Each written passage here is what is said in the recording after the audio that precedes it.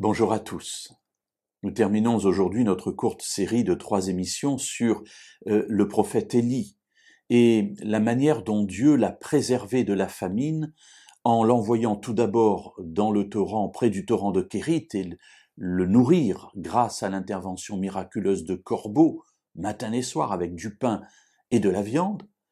Ensuite, hier, nous avons vu comment il envoie ensuite son prophète dans un territoire païen, tout au nord, au-delà d'Israël, chez une veuve qui habite à Sarepta, dans le territoire de Sidon. Et là, cette veuve, Dieu dit, j'ai ordonné à cette veuve de te nourrir. Alors voilà que Élie rencontre cette femme.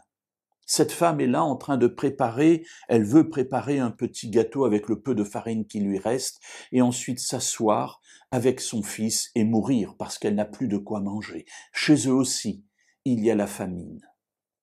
Le prophète la rencontre et lui dit « Écoute, fais ce que tu as dit, mais au lieu de manger ton gâteau avec le peu de farine qui te restait, tout ce qui te restait pour survivre, eh bien ce gâteau tu vas me le donner et moi je vais le manger. » Et il ajoute quelque chose que nous trouvons toujours dans le premier livre des rois, au chapitre 17 et au verset 14. « Car ainsi parle l'Éternel, lui dit-il, le Dieu d'Israël, le pot de farine ne s'épuisera pas, et la cruche d'huile ne se videra pas jusqu'au jour où l'Éternel enverra la pluie sur la surface du sol. » Cette femme croit à la parole d'Élie.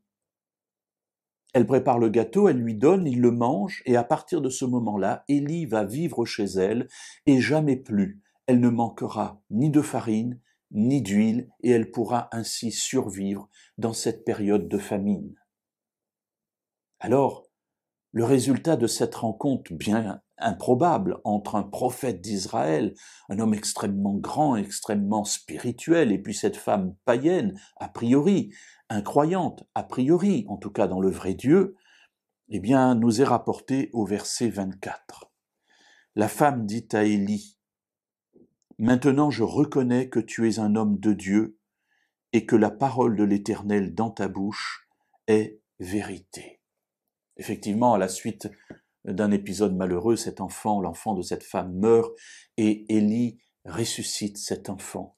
Et nous voyons que Dieu ainsi se révèle à cette femme païenne par ces événements extrêmement forts, miraculeux dans sa vie, et qu'après ce cheminement, grâce à la présence d'Élie dans sa vie, cette femme témoigne, « Maintenant je reconnais que tu es un homme de Dieu et que la parole de l'Éternel dans ta bouche est la vérité. » Alors mes amis, ne maugréons jamais lorsque nous sommes, entre guillemets, forcés dans la rencontre avec des personnes qui nous entourent, que nous n'aimerions pas forcément rencontrer dans des temps habituels.